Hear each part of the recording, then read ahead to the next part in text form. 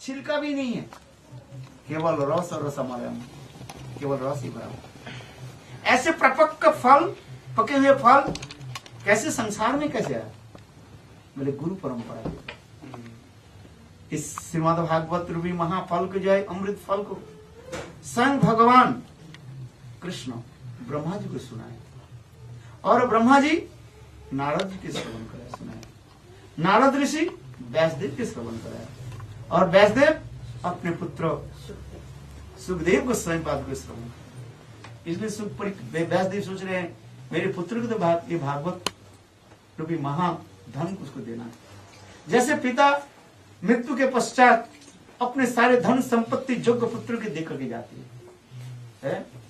पिता देखा कि मेरा और पुत्र जो है दुष्ट है, शराब पीने वाले हैं, व्यभिचारी करने वाले हैं, तो मेरे सारे धन को क्या कर देगा? नष्ट कर देगा। इसलिए योग्य पुत्र जो होता है उसके ऊपर क्या कर देते हैं? विल करके जाते हैं, विल करके जाते हैं। नहीं तो शराब पीने वाले और दूसरे जो दुष्ट वो नष्ट कर देते। ठीक उसी प्रकार व्यासदेव विचार करने लगे मेरे जो भागवत प्रेम धन जो है, इस प्रेम धन अपना पुत्र सुखदेव की देना है। इसलिए उन्होंने क्या कि उस सुख रूपी पक्षी को पकड़ने के लिए उन्होंने 2 श्लोक बहनों को बोला, शिकारी को बोला, क्या? कृष्ण के रूप और कृष्ण के गुण। बरहा पीड़न कर्ण कर्णिकारं विव्रत वासु कनक विसंग वैजंत मालम रंध्रानु बेनो रथ सुदय पुराण गोप वृंदोई बिंदारण्य सपदरमन प्राविशत विधि कीर्ति। श्रीमद् भागवत में कृष्ण सुंदर रूप वर्णन हो रहे हैं। अद्वैतवादी लोग कहते भगवान के रूप नहीं है, किंतु भागवत में स्पष्ट करे कितना सुंदर त्रिभंग ललित है।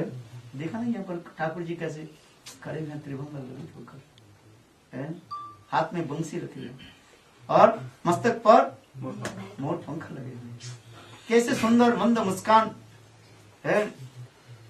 तिरछी नजर के द्वारा समस्त जीवों को आकर्षित करे, वेणु ध्वनि के द्वारा सबके आकर्षित करे। कास्त्रंग ते कर पादम मृत वेणु गोद द्विज द्रुम हिरण्य पुलकानो विभ्रम। सुखदेव को सही पाद भी कहते हैं। गोविंद की वेणु ध्वनि सुन करके पशु पक्षी से लेकर के पेड़ पौधे से लेकर चर अचर, चलने वाले नहीं चलने वाले, मूविंग एंड नॉन मूविंग, सबके है स्तंभ हो, स्तंभत हो जाए, स्तंभ स्थिर हो जाए, स्टैंड हो जाए, स्टैंड। ऐसे गोविंद के सुंदर रूप और उनकी बंसी।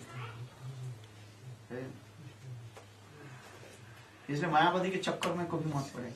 जो लोग कहते हैं भगवान के रूप नहीं है, इसलिए वो अपराधी कहा जाता है।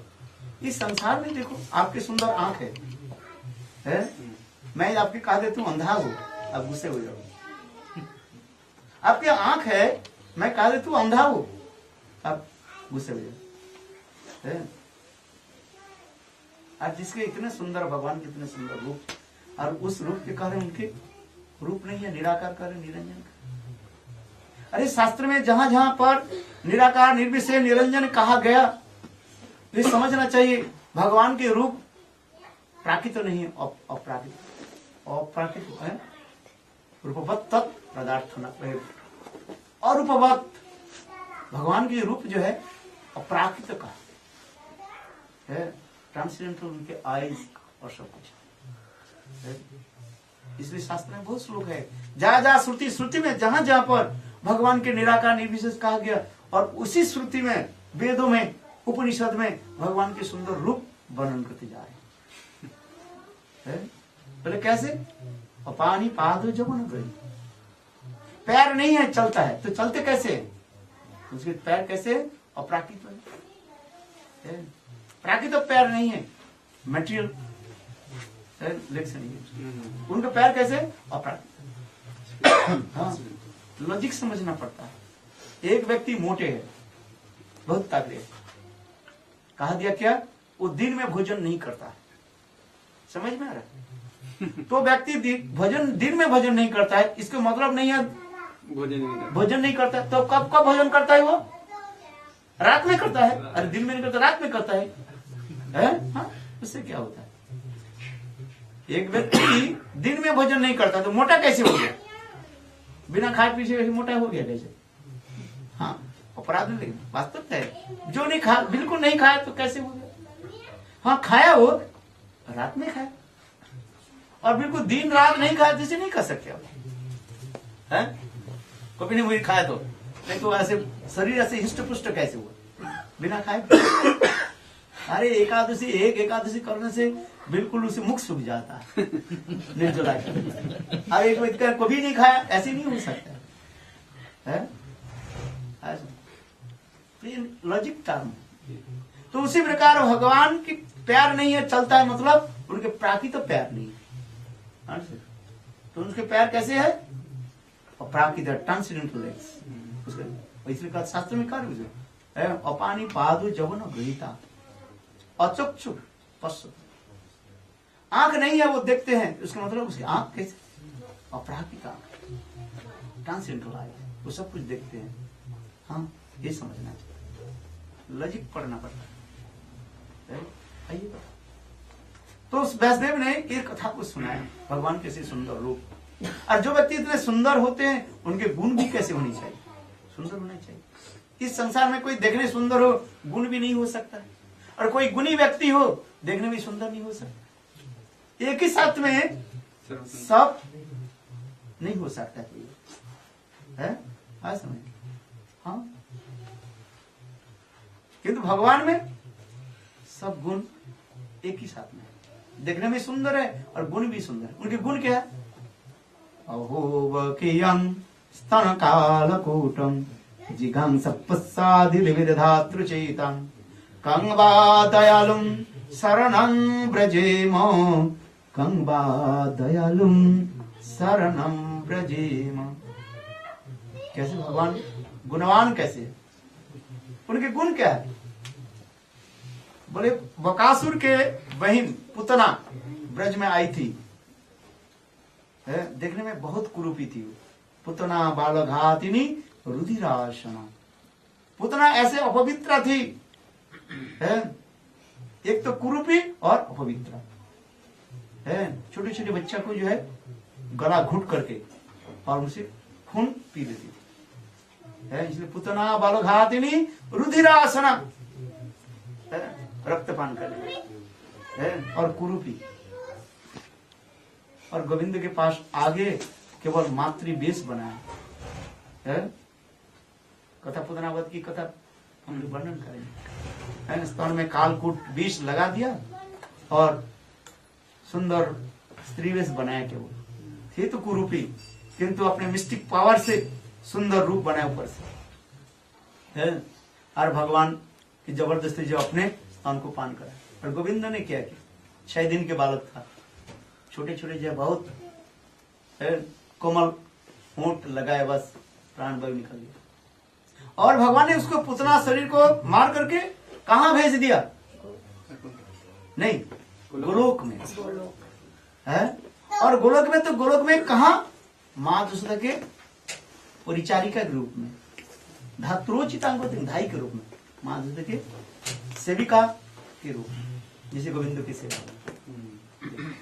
साधन भजन करके इतने दूर पहुंचना संभव नहीं है, किंतु पुतना कोई साधन भजन कुछ नहीं किया, केवल बेस बनाया है, ढंग बनाया था। छल कपटी थी वो। गोविंद के पास आ जाते, गोविंद कहते हैं कोई भी मेरे पास निकट में एक बार आ जाए, अरे छल से हो, कपड़ से, कुछ भी प्रकार से आ जाओ। तो लोग आना चाहते हैं, भागवत कथा सुनना नहीं चाहते। मैं तो कहता हूँ आ जाओ, कम से कम है, कार में बैठ कर टीवी देखेंगे।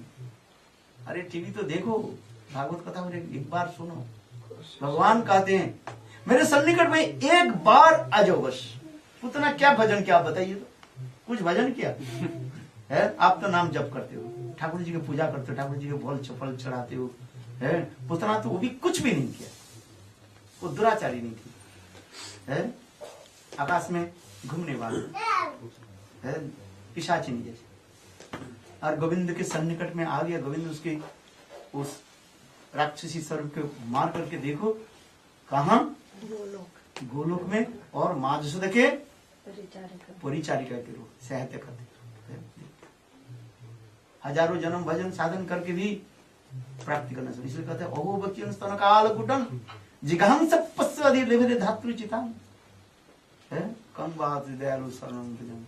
ब्रज में ऐसी कौन दयालु है? हजारों जन्मतर भजन करने पर भी नहीं होता। और इस वस्तु के प्राप्त कहाँ? गोलोक में है। गोलोक कहाँ? वैकुंठ, अयोध्या। पहले तो होता है बिरजा रिवाज होता है, हाँ, ब्रह्मलोक। फिर इसके बाद शिव लोक, सदाशिव लोक कहा जाता है। सदाशिव लोक के पार करने के बाद वैकुंठ लोक है, लाखों करोड़ में दूर होता है। फिर वैकुंठ से आगे जाना पड़ता है अयोध्या लोक, राम लोक जिसको कहा जाए, संकेत धाम। उससे आगे जाना पड़ता है कहाँ? द्वारकापुरी। उससे आगे मथुरापुरी, उससे आगे जाकर के तब गोलोक पड़ता है। और गोलोक के अंदर में जो है वृंदावन। हाँ, उसके वृंदावन में नहीं देखे, उनके प्रेम नहीं थी उतना। इसलिए वृंदावन के बाउंड्री जो है इसे गोलोक कहा जाता है। ये सब बहुत तत्व सिद्धांत है। ब्रह्म संहिता में पढ़ने पर आपको सारे पता लगे। हाँ, जब इसी प्रकार कितना करो। ये 2 श्लोक के जब श्रवण किया पक्षी सुखदेव, तो आगे बस व्यासदेव के चरण में समर्पित हो गया। पिताजी मुझे भागवत कथा सुनाइए। कहा ब्रह्म ज्ञान के लिए वो दौड़ रहे थे, ब्रह्म में लीन होने में। स्वयं सुखदेव परीक्षित महाराज का एकादश श्रीमद् भागवत में प्रथम स्कंध में वर्णन हो रहा है। परिनिष्ठित तो ब्रह्मणो, हे परीक्षित महाराज, मैं तो पहली ब्रह्म में परिनिष्ठित था, ब्रह्म में लीन होना चाहते थे। किंतु मेरे पिताजी व्यासदेव ने जब भगवान के ऐसे सुंदर रूप गुण लीला कथा श्रवण के मैं छोड़, यही तो भागवत की विशेषता है। बड़े बड़े ज्ञानी लोग भी सारे ज्ञान की चर्चा छोड़ करके भक्ति में आश्रय लेते। आज भागवत ऐसे ग्रंथ। इसी प्रकार सुखदेव गोस्वामी पाद अपने जीवन चरित्र कथा सुनाया, और वही कथा को जो है सुखदेव गोस्वामी पाद परीक्षित महाराज की सभा में वर्णन कर, और उसी कथा को जो है सुत गोस्वामी पाद उस सभा में जैसे श्रवण किया, सनकादि ऋषि के निकट वह कथा श्रवण कराया। जिसमें बहुत सुंदर सुंदर प्रसंग श्रीमद् भागवत में वर्णन होते जा रहे हैं। जिसमें कह रहे हैं, एक बार प्रातः काल में सनकादि ऋषि लोग अपने अपने ब्राह्मण कर्म आदि करके, यानी यज्ञ हवन आदि करके जो है प्रातः काल में बैठे हुए थे। और इतने समय भगवान की इच्छा से सुत गोस्वामी पाद प्रकट हुए। और जब प्रकट हुए तब समस्त ऋषि लोग आसन छोड़ करके उठे, खड़े हो गए, प्रणाम करके बोले, महाराज बैठिए। सुत गोस्वामी पाद जब ऊंचे आसन पर बैठे, समस्त सनकादि ऋषि लोग सुत गोस्वामी के निकट 6 प्रश्न रखा था। कितने प्रश्न? 6 प्रश्न। एक 6 प्रश्न जैसे सारे भागवत की जो है सार कहा जाता है। इससे सारे भागवत है 18,000 श्लोक इसके ऊपर नहीं। ये प्रश्न पहली प्रश्न था,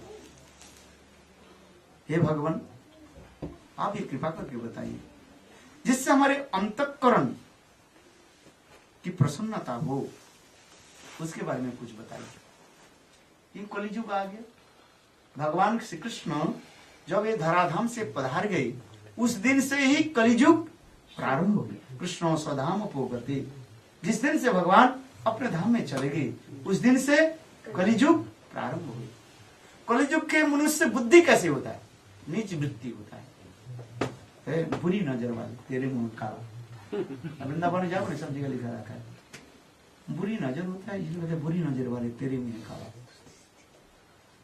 छोटा बुद्धि होता है, दूसरे की दोष देखना शुरू कर देता है, अपना दोष कोई देखता नहीं। कलियुग के मनुष्य की उसी प्रकार है, पर चिंता, पर चर्चा, पर निंदा, इसमें वो लगे रहे, अपना दोष देखता नहीं। हम लोग माला जप करते ना, ये उंगली ऐसे रखते हैं, बोले नहीं उंगली ऐसी तड़ो, अपने दोष देखो, दूसरे की तरफ दोस्त नहीं। एक उंगली जो है दूसरे के दिखा दे, अरे अपने देखो, समझ में आए? कलिजुग के मनुष्य की बुद्धि उसी प्रकार है, दूसरे को दोष देखना है। अपना दोष देखता नहीं, अपने हजारों दोष है वो देखता नहीं है, दूसरे का छोटा सा कोई एक दोष है उसको नजर होता है। छलनी होता है ना, छलनी जानते हैं उसमें कितना छेद होता है, कितना छेद होता है छलनी में, असंख्य छेद होता है। छलनी वो सुई के कहने लगे तेरे पीछे छेद है, अपना देखते ना, अपने जो हजार छेद है वो देखता नहीं है। ऐसे छलनी दूसरे के दिखता है, सुई के एक छेद है उसको देखता है। कलिजुग के मनुष्य उसी प्रकार ही है, दूसरे के दोष देखना ये उनकी वो है। इसलिए कहते कलेर दोष ने दे राज न, बल्कि महाराज की शंका है सुखदेव महाराज, कलिजुग में मनुष्य की बुद्धि उसी प्रकार है, दोष ही है। इसलिए कलेर दोष निधे राजन जो एक अस्ति महान गुण, कलिजुग में मनुष्य की जो है एक महान गुण है, वो क्या है? कृष्ण भगवत के नाम है परम ब्रजित। ये कृष्ण नाम भगवत नाम ग्रहण करने से जीव साक्षात में भगवत धाम को प्राप्त कर देता है। कलिर धन के बारे में भी कथा प्रसंग बताऊंगा। ये परीक्षित महाराज कली का क्यों वध नहीं किया, मारा नहीं क्यों, छोड़ दिया क्यों? 4-5 साल यही कारण था। ये कथा में ये पहले प्रश्न था क्या, जिससे हमारे अंतःकरण की शुद्धिकरण हो, प्रसन्नता हो, उसके बारे में बताया। दूसरी क्या है? यदुवंश के रक्षक भक्त वत्सल भगवान श्री कृष्ण वासुदेव की पुत्री देवकी के गर्भ से किस कारण से व इच्छा से प्रकट हुई? क्यों भगवान देवकी के गर्भ से क्यों प्रकट हुई? इस कथा मुझे सुनाइए। तीसरी प्रश्न है, श्री हरि के मंगलमय अवतार कथाओं को आप कीर्तन कीजिए। उनकी जितने अवतार कथा है, 24 अवतार की सारी कथा को, अवतार कथा को आप मुझे श्रवण करें। चौथा प्रश्न था क्या, भगवान श्री कृष्ण और बलराम के अपराकित दिव्य लीलाचरित कथा मुझे श्रवण कराइए। पांचवा प्रश्न था, इस संसार से पार होने की उपाय क्या बताइए, मतलब मुक्ति क्या है, कैसे मुक्त हो जी, इसके बारे में। छठवां प्रश्न था, धर्म रक्षक ब्राह्मण भक्त जोगेश्वर भगवान श्री कृष्ण के अपने धाम में पधारने पर धर्म किसकी शरण है, इसके बारे में। ये 6 प्रश्न जो है रखा था, यही 6 प्रश्न जो है श्रीमद् भागवत की सार का है। पहले प्रश्न के उत्तर देता हूँ, आगे जाकर के धीरे धीरे सारे भागवत की कथा आ जाए। पहले प्रश्न का था जिससे हमारे अंतःकरण की शुद्धिकरण, कर्म ज्ञान योग आदि के द्वारा शुद्धिकरण नहीं होती है। अजामिल की उपाख्यान में भी दिखा रहे हैं, अनेकों सत्कर्म आदि करने पर भी जीवों की अंतःकरण शुद्धि नहीं होती है। जीवों की सत्कर्म शुद्धिकरण होगी कैसे? भगवत नाम से। जैसे किसी कारण से पाप हो गया है तो उसके लिए पापों की प्रायश्चित की बताया गया, पाप की प्रायश्चित बताया गया है। चंद्रयान प्रायश्चित, अनेक प्रकार के प्रायश्चित बताया, हवन आदि अनेक प्रकार के कथा शास्त्र में कहा गया। किंतु ये समझते क्या है, मूर्ख लोगों के रिझाने के लिए, और कोई कारण नहीं। जो लोग करना नहीं चाहते, भगवत नाम में विश्वास नहीं है, तो करो है।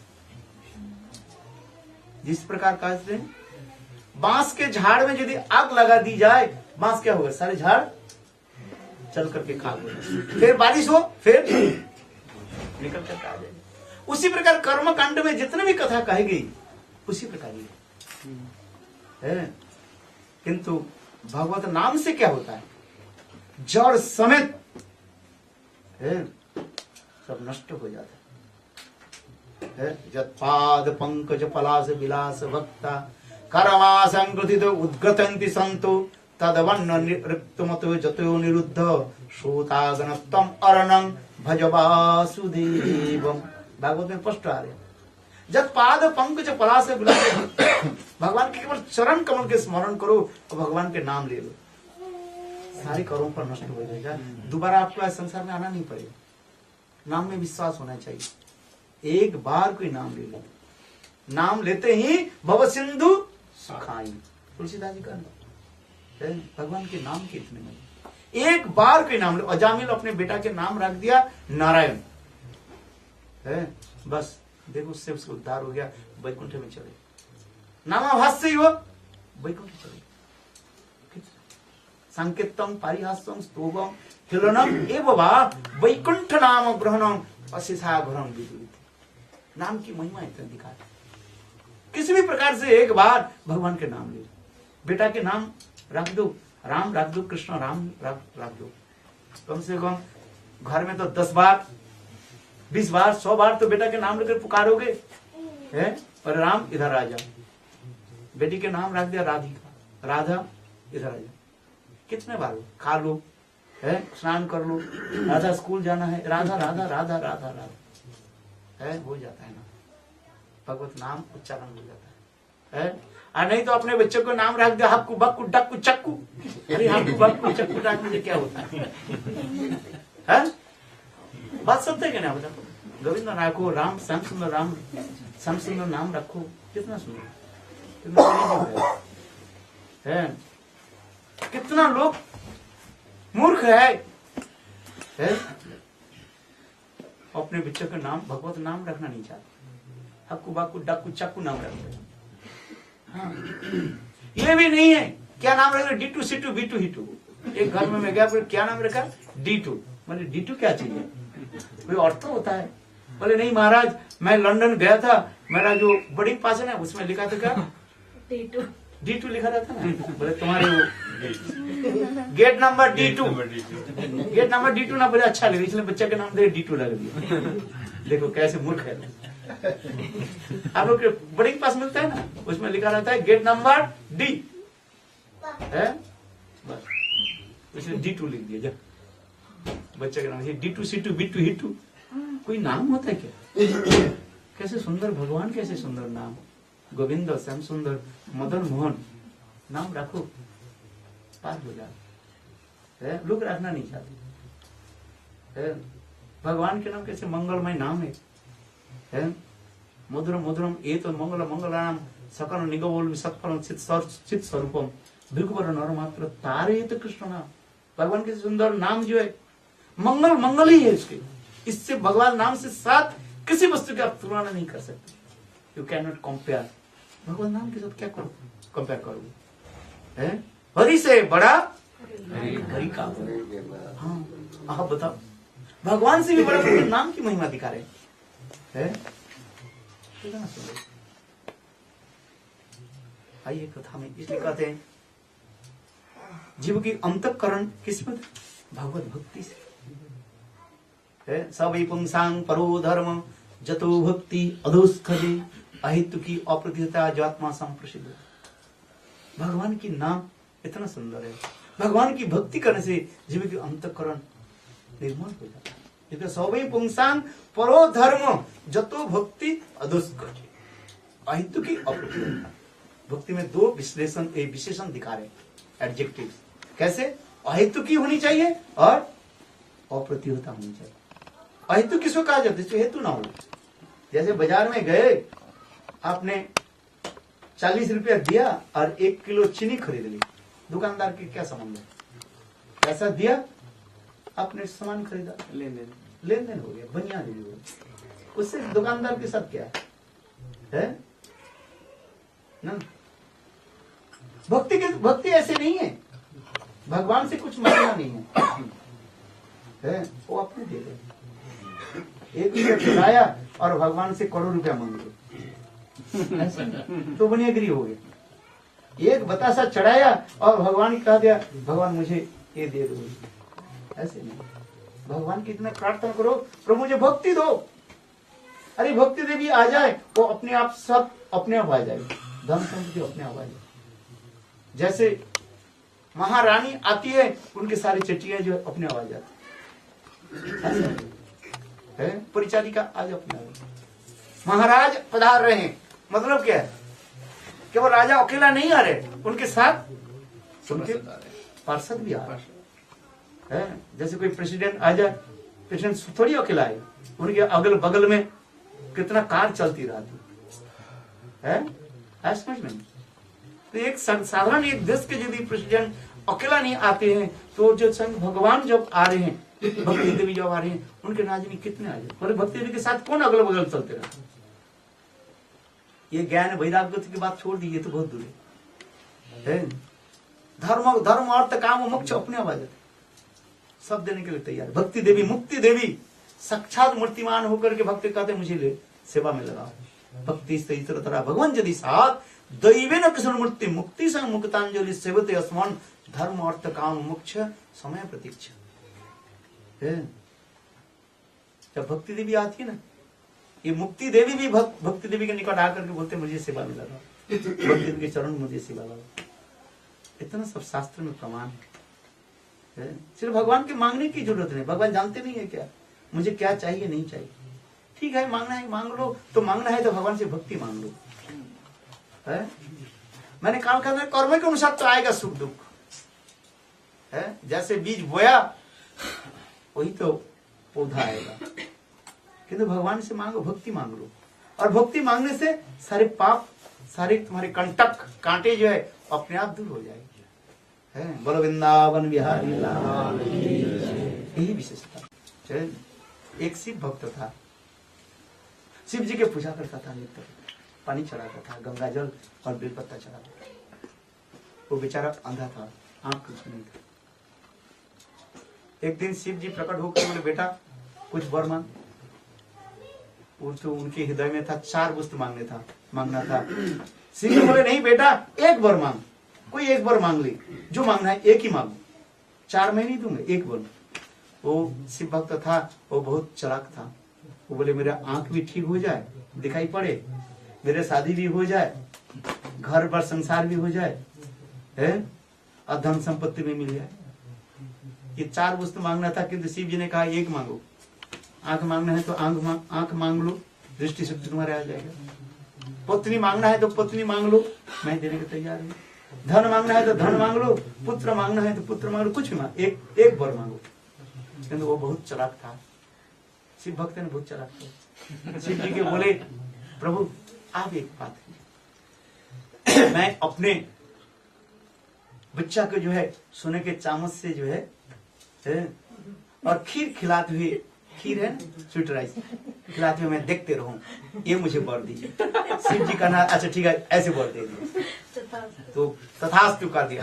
तो हंसने लगे, बोले प्रभु ने आपने कहा एक वर दोगे तो मैंने 4 वर मांग लिया। बोले 4 कैसे मांग लिया? मैं अपने आंख से देखूं, मैंने कहा ना, बोले शादी नहीं करता बच्चा कैसे होगा? मैंने कहा ना अपने बच्चा को खीर खिलाते हुए, सोने के चम्मच से खीर खिलाते हुए देखते हो। तो विवाह तो होना चाहते, विवाह नहीं तो बच्चा कैसे होगा? तो बच्चा हुआ मतलब मैं विवाह, पत्नी तो आपको देना ही पड़ेगा वर। और दूसरी बात है अच्छा बताओ, आंख की दृष्टि शक्ति हो गया, पत्नी भी हो गई है, और बच्चा भी 3 हो गया। चौथा क्या? अच्छा इस संसार में किसके घर में सोने के चम्मच है बताइए? प्लास्टिक के तो चम्मच यहीं पर है। चलो आप बहुत धनीवान है, हो सकता है सिल्वर स्पून हो, सोने के चम्मच किसके घर में? बहुत धनवान जो होते हैं।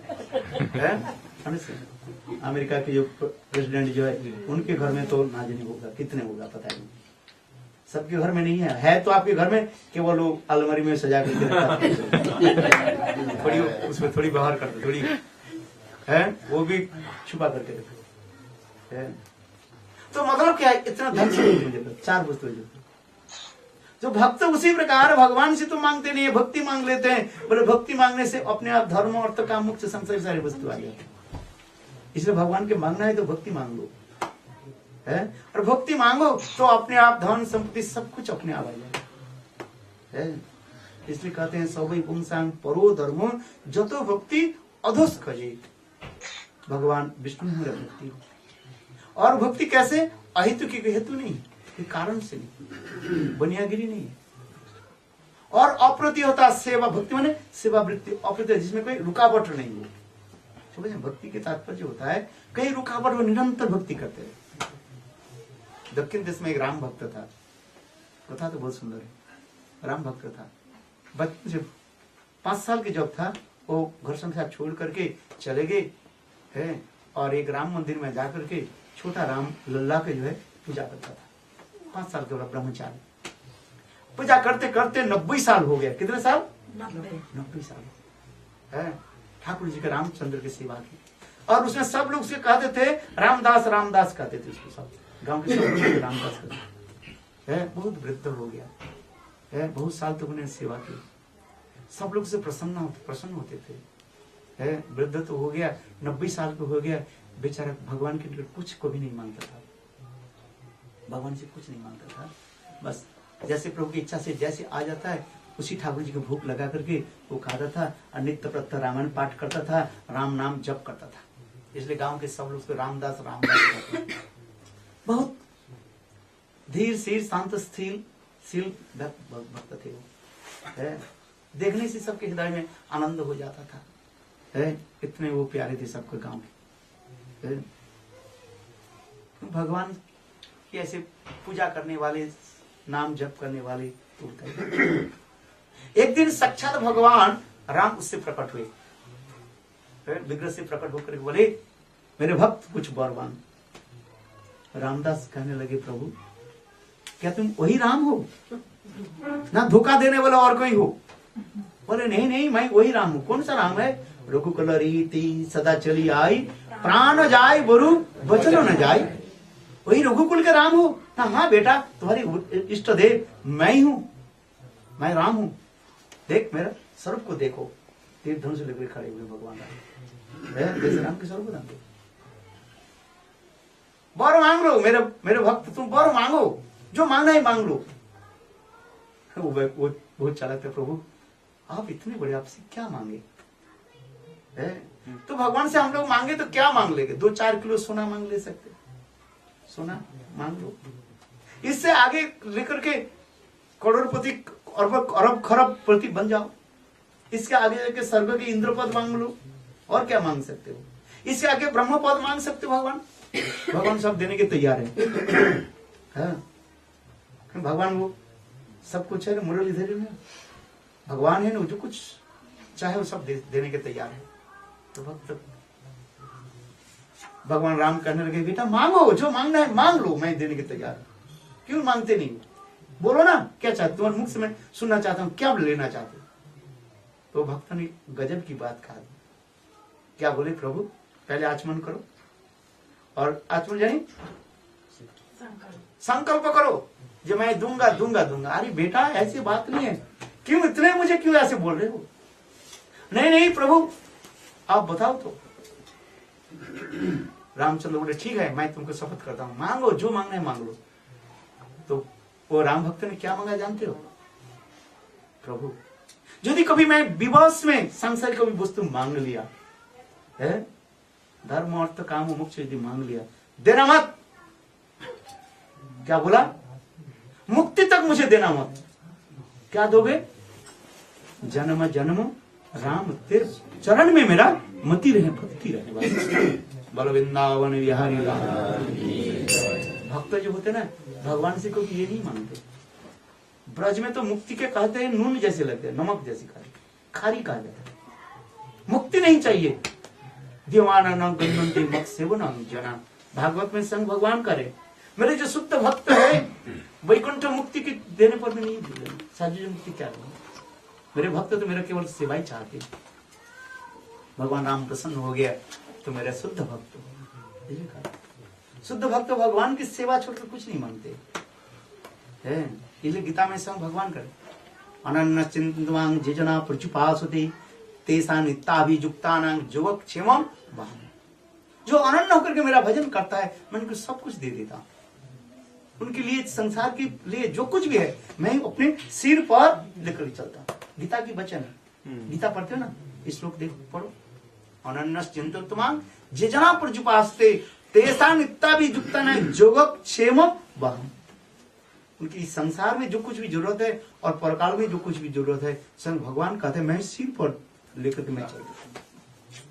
लंबी कथा प्रसंग है, अर्जुन मिश्र की कथा है, आइए कथा। इसलिए भगवान से मांगना कुछ नहीं, इसलिए भक्ति का इसलिए कहते हैं जीवन की सुख और शांति किसमें है? भगवत भक्ति है, और किसमें नहीं है। सकल गुण खानी, भक्ति जो है समस्त गुण की खान स्वरूप है। जैसे खान से सोना निकालता है ना, इसे भक्ति जो है उसी प्रकार मान है। इस कथा के आगे बढ़ाते ही सुखदेव परीक्षित महाराज के जीवन चरित की कथा श्रवण कराया। कुरुक्षेत्र युद्ध में है, कौरव लोग सब कुछ हार गए और पांडव लोग जब जीता, इसके पश्चात युधिष्ठिर महाराज हस्तिनापुर के राजा हुए है। और इसके पश्चात कुछ सालों के बाद युधिष्ठिर महाराज परीक्षित महाराज को जो राज मुकुट पहना करके है और प्रस्थान करने लगे हिमालय की ओर, देव प्रस्थान कहा जाता है। परीक्षित महाराज इसी प्रकार राजा बने। एक दिन परीक्षित महाराज जंगल में गए शिकार करने के लिए। देखा क्या, एक जगह में जो है एक दुबली पतली गाय जो है टट्टी पेशाब कर, और उनके आंखों से आंसू की धारा प्रवाहित हो है। और उसके पीछे एक सांड बैल जो है खड़े हुए, वो किसी प्रकार से एक पैर में खड़े हुए, तीन पैर मानो उसे काट चुकी है, और वो टाटी पेशाब आदि कर। और पीछे क्या देखा, एक वैद्य जो है बहुत काले है, भयंकर उनके रूप था, वो चाबुक लेकर के सांड को मार रहे थे, बैल को। परीक्षित महाराज ऐसी अवस्था को देख करके उन्होंने क्या कि तीर और धनुष उठाया, बाण योजना करने को मारने के लिए तैयार। तो कौन और मूर्ख हमारे राज्य में रह करके ऐसे गायों को ऐसे सताती हो, क्या बात हुई? तब वो वैद्य जो है परीक्षित महाराज के आगे बोले, मैं कली महाराज, ये कलियुग आ गया। जिस दिन से भगवान इस धराधाम से चले गए, उस दिन से मेरा राजत्व आ गया है। ये जो गाय देख रहे हैं, ये गाय साक्षात पृथ्वी देवी है। कलियुग की मनुष्य के पाप कर्म के द्वारा है पृथ्वी तक रो रही, इसलिए उनके आंख से आंसू। ये बैल साक्षात धर्म स्वरूप है। इनके तीन पैर जो है कट चुकी है। त्रिपाद सत्य युग में है, सत्य त्रेता दापर और कली, चार पैर होता है, चार है। कली युग में मनुष्य की जो है यही दशा हो गया, किसी प्रकार जो है सत्य के ऊपर टिके हुए। कलियुग के मनुष्य के सोच नहीं है, पवित्रता नहीं है। हाँ, ऐसा बोलो तो अच्छा लगे ना, बुरी लग जाएगी, इसलिए बोलना नहीं चाहिए, शास्त्र में है। मनुष्य के सोच नहीं है, पवित्रता नहीं है। बात में झूठ बोलते रहते हैं, उल्टी सीधी सब पुतना के एक एक मूर्ति धारण कर लो। एक तो पुतना भगवान ने बद गया, कलियुग में हजारों पुतना आ गए। माने पुतना शब्द करते हैं, पुतना जो पवित्र नहीं उसके पुतना कहा जाता है। पुत माने पवित्र, नामन नहीं है जो पवित्र नहीं।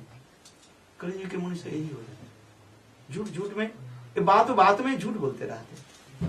पवित्र कोई सोच सदाचार नहीं है, सब म्लेच्छ बनते जा रहे हैं मनुष्य कलियुग में, यही दया। मनुष्य के हृदय में दया नाम से कोई वस्तु नहीं है। गायों के काट देते है। कितना मनुष्य दुष्ट है, अपने इंद्रिय आदि तर्पण करने के लिए क्या क्या ना जी दुष्कर्म आदि करते रहते। हृदय में तनिक भी है दया कंपसन नहीं है।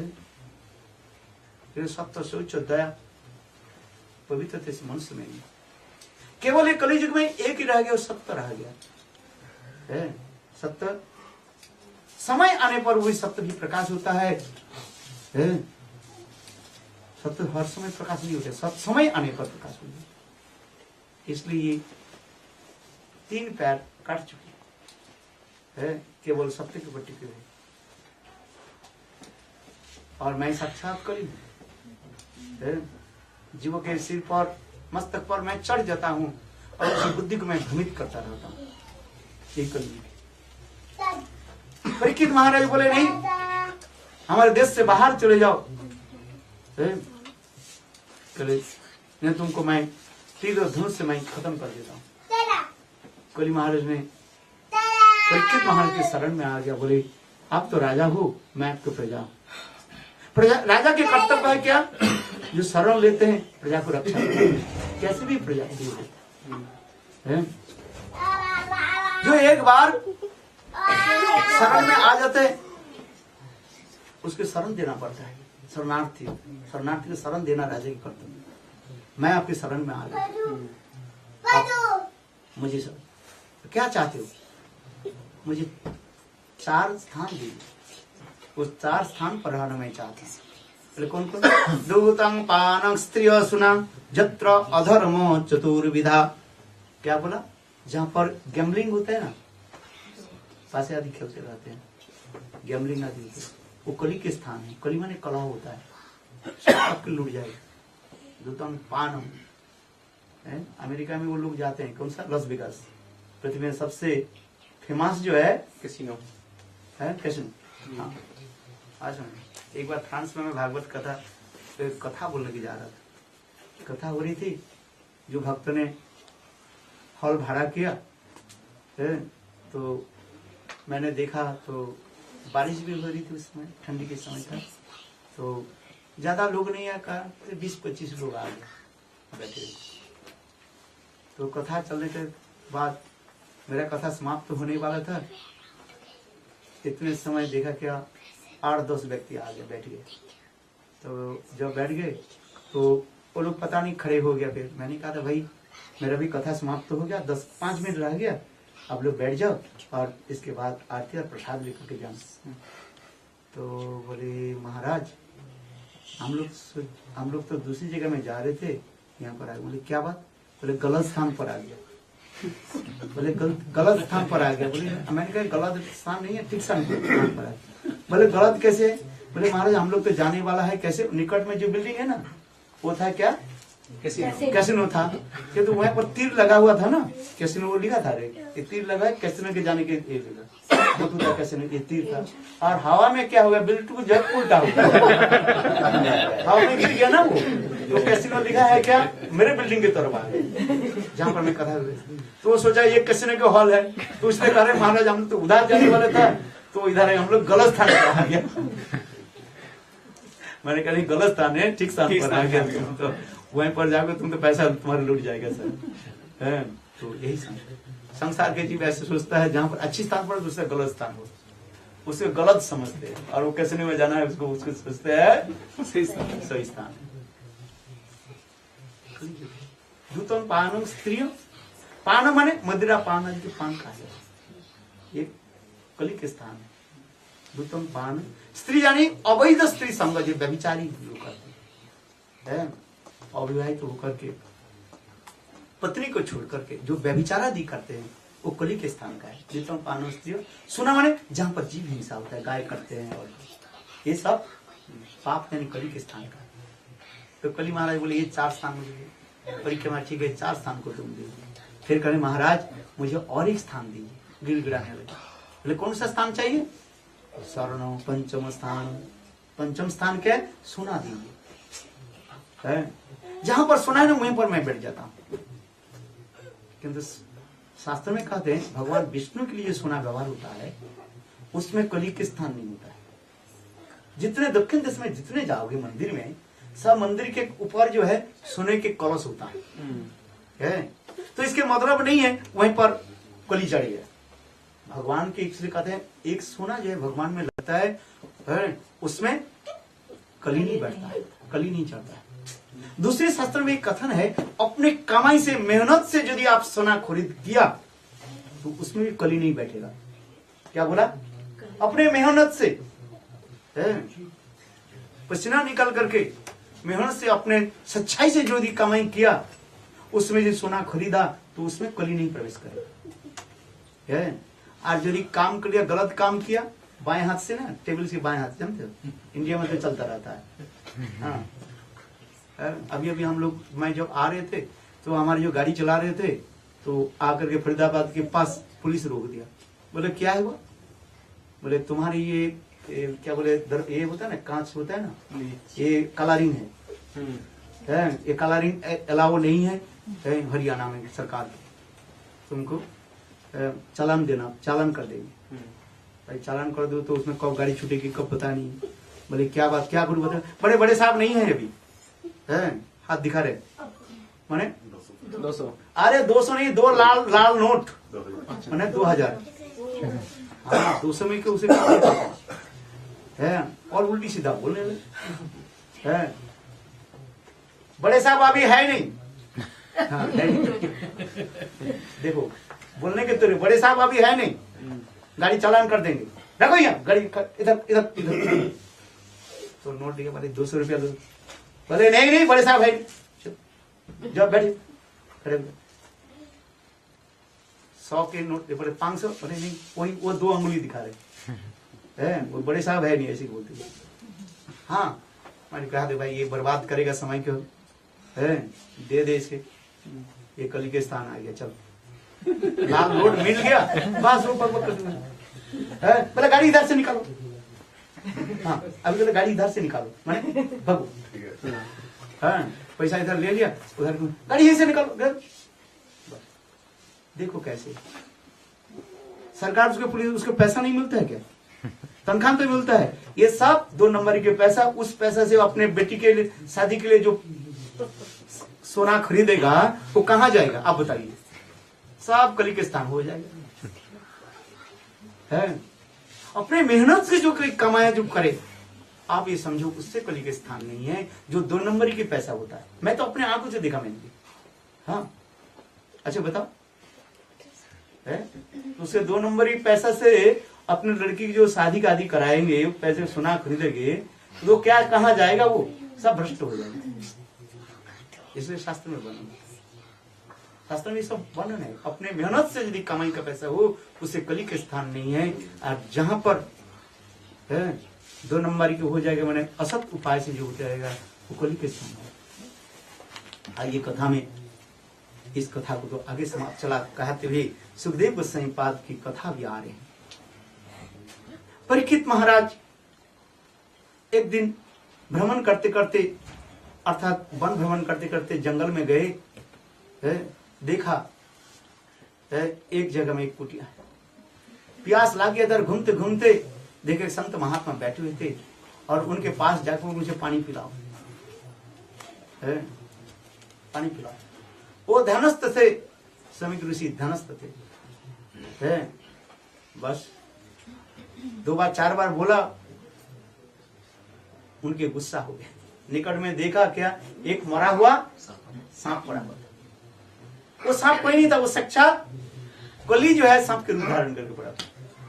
परीक्षित महाराज के गुस्सा आ गया और उनकी धनुष से उठाया और उनके गले में लगा दिया। बोले यही तरफ है, मैं राजा हूं, मुझे पानी भी नहीं पिलाया, कुछ नहीं किया, तुम ढंगी साधु हो। ऐसे करके चले गए। यहाँ पर आप प्रश्न कर सकते हैं, परीक्षित महाराज के ऐसे गुस्सा कैसे, कली कैसे उसके प्रवेश कर दिया। बोले हमारे आचार्य पाद कहते हैं, बोले जिस दिन परीक्षित महाराज उस समीक ऋषि के आश्रम पर गए थे, उस दिन उनके सिर पर जो मुकुट था ना, सोने का था।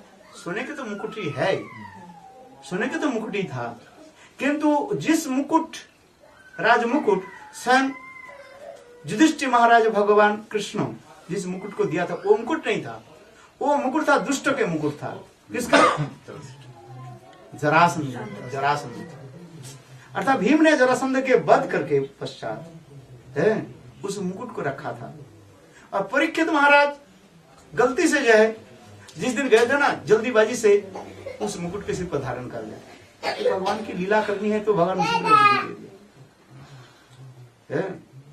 नहीं तो यदि जिस मुकुट स्वयं भगवान ने उनको सिर पर लगाया, भगवान के हाथ है, उसमें माया कोई प्रवेश करता है ना कली कोई प्रवेश कर सकता है, नहीं कर सकता है। बहुत लोग कहा देते बोले कैसे मुकुट में कैसे आ गए सोने में, कली कैसे आ गए? बोले वो दुष्ट के सोना था, मुकुट था। बोले दुष्ट लोग के वस्तु ग्रहण करने से बुद्धि उसका भ्रष्ट हो जाता है। सच्चाई कमाई से जो भगवान के भोग लगाया तो भगवान ग्रहण करते हैं, और लोग 2 नंबर से जो कमाई का पैसा ना वो भगवान ग्रहण नहीं करता तुम्हारे, तो यही दिखा रहे, बुद्धि भ्रष्ट हो जाते हैं। अब साधु भी हो जाए, साधु हो गए यदि दुष्ट लोग के अन्न खा लिया तो बुद्धि भ्रष्ट हो जाए। एक संत महात्मा, बहुत संत विरक्ति मां संत महात्मा भ्रमण करते करते रात में कोई गृहस्थ घर में बैठे गए। गृहस्थ जो है वो बहुत उदार थे, वो सोचता है संत महात्मा विरक्त संत महात्मा है, उनको अपने कमरा में रख दिया। संत महात्मा के कमरा दे दिया है, और कमरे में वहीं पर रहे, और उनके घर में अन्न खा ली, रात को खा के सोया। तो रात 12 बजे संत महात्मा ने क्या कि उस गृहस्थ के सारे सामान लेकर के पोटली बंद करके चल पड़े। जीवन में जो इतने भजन करने वाले बैरागी थे, पता नहीं उनकी बुद्धि कैसे भ्रष्ट हो गया है। सारे सामान को, गृहस्थ के सारे सामान को सिर पर, सोने दाने जो कुछ भी था सिर पर लेकर चल दिया। अरे क्या हो गया? कुछ दिन चलते चलते है, फिर उनकी याद आ गई, अरे मेरे बुद्धि से कैसे भ्रष्ट हो? मैं बचपन से तो मैं त्यागी संत महात्मा हूं, ना मेरे कहीं घर संसार है, स्त्री पुत्र है, ना कोई बाल बच्चा है जिसके विवाह शादी के लिए जरूरत है। मैं ये किसको लेकर के जा रहा हूं? फिर एक कोई और एक उच्च कोटि के संत महात्मा के पास जाकर कहने लगे अपने जीवन, ये मेरा बुद्धि से कैसे भ्रष्ट हो गया? वो संत महात्मा दिव्य दृष्टि से देखा, अरे मूर्ख, तुम जो उस घर में था ना वो दुष्ट आत्मा था, वो व्यक्ति दुष्ट है, उसका अन्न खा लिया, इसी तरह बुद्धि भ्रष्ट हो गई। जा इस सामान को उसको दे करके आ, नहीं तो इस नदी में फेंक दे। उन्होंने क्या कि उस सारे सामान को नदी में फेंक दिया और स्नान किया है। फिर 7 दिन तक अन्न जल त्याग दे दिया, बोले सारी खून से निकाल दिया जो उन्होंने खाया है। महाभारत में कथा प्रसंग आ रहे हैं, जब भीष्म पितामह जो शैया पर लेटे हुए हैं ना, तो उस समय पांडव लोग सब निकट में आ गए, द्रौपदी भी आई। उस समय भीष्म पितामह बहुत सुंदर सुंदर उपदेश देने लगे। भीष्मदेव कहने लगे, युधिष्ठिर, इस युद्ध के परिणाम मैं साक्षात में दिव्य दृष्टि से देख रहा हूं कि तुम्हारी विजय होगा। जत्र पार्थ धनुर्धर, जहां पर पार्थ धनुर्धर कृष्ण अर्जुन है, जहां पर स्वयं भगवान है, श्री विजय श्री सब कुछ वहीं पर है, विजय। भागवत की गीता की लास्ट श्लोक है ना, है तो ये सत्य है। मैं तो देखो तुम राजा बनोगे, राजा होने के बाद क्या क्या करोगे ये मैं तो उपदेश देता हूं, कैसे सत्य राजधर्म पालन करना है मैं बताता हूं। युधिष्ठिर भीष्म पितामह बोलते जा रहे, पीछे द्रौपदी खड़ी थी, हंस रही थी, अपने अंचल के जो है ऐसे मुंह में लाए। इतने समय भीष्म पितामह आंख खोली तो देखा द्रौपदी हंस रही। भीष्म पितामह कहने लगे, बेटी तू क्यों हंस रही?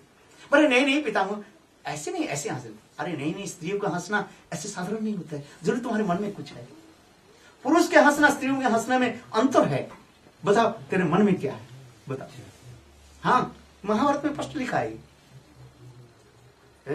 कोई स्त्री हंस दिया ना तो सोचना चाहिए उनके मन में क्या भावना। पुरुष तो कभी ऐसे हंस देता है, ऐसे कर देता है, मान लिया जाता है, किंतु शास्त्र में कहते हैं स्त्री यदि हंसती है तो सोचना चाहिए कोई न कोई विचार करके हंस रही है। स्त्री में एक गुण होता है गंभीरता, और गंभीरता के छोड़ करके जब हंसना शुरू करते हैं जरूर उनके मन में कोई न कोई विचार है। बिना विचार से स्त्री लोग नहीं हंसती है। महाभारत में वर्णन है, श्लोक में भी वर्णन है।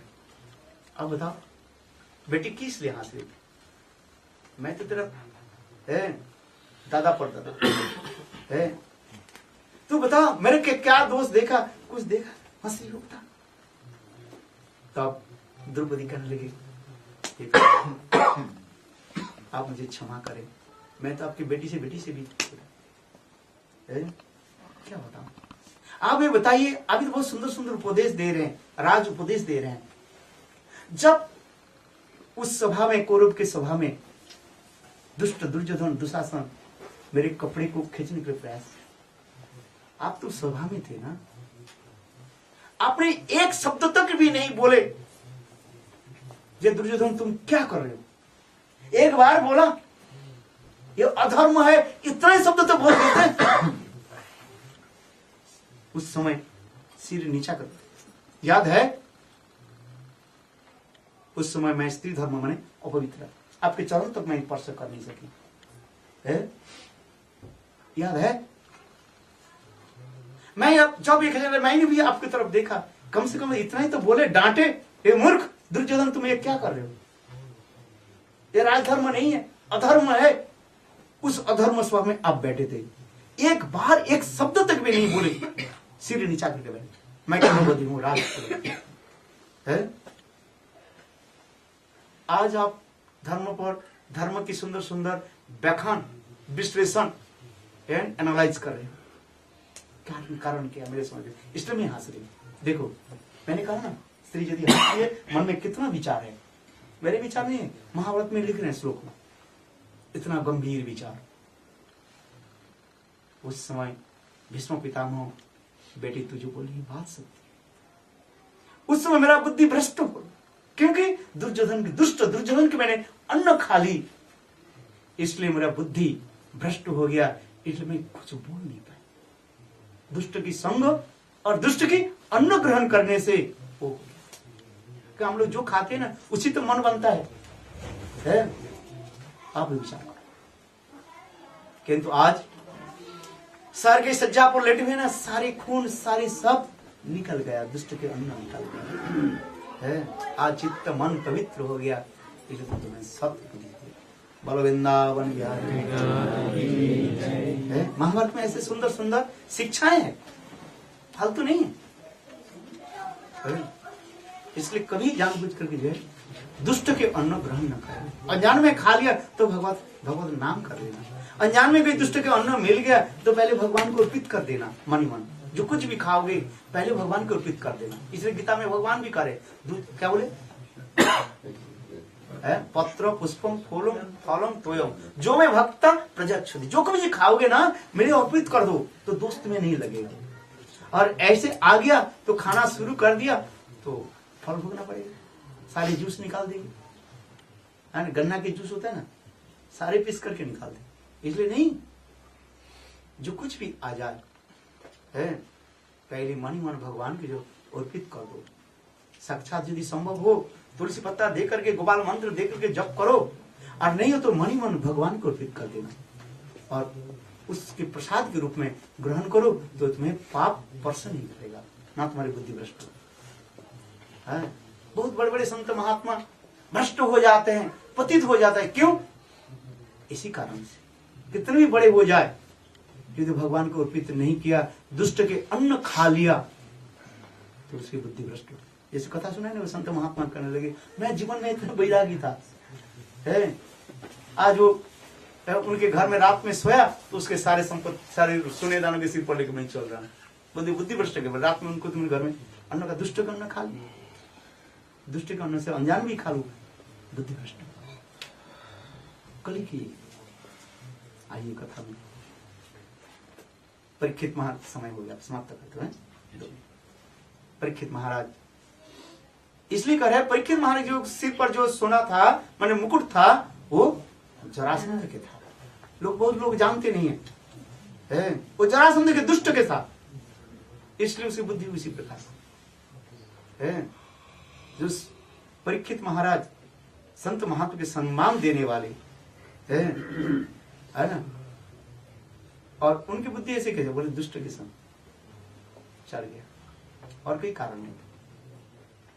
इधर जब उसे गले में सांप दे करके चले गए, और थोड़ी बाद में देखा कोई बालक खेलते खेलते कहने लगे,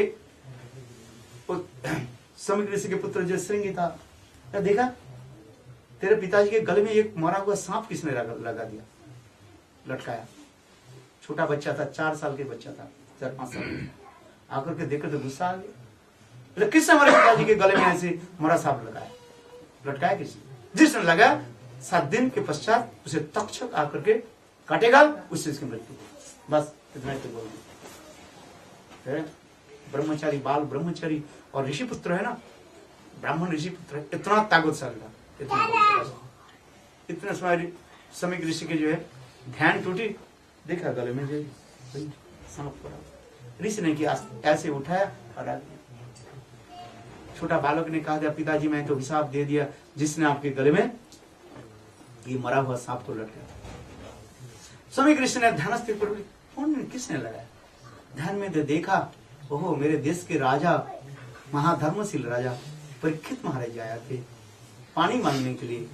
मैं तो उसमें धनस्थ था, मैं पानी नहीं दिया और उसने क्रोध से कहने लगे बेटा तुम राजा की तुम अभिशाप दे दी। अरे राजा यदि नहीं रहे संत महात्मा कैसे भजन साधन करेंगे?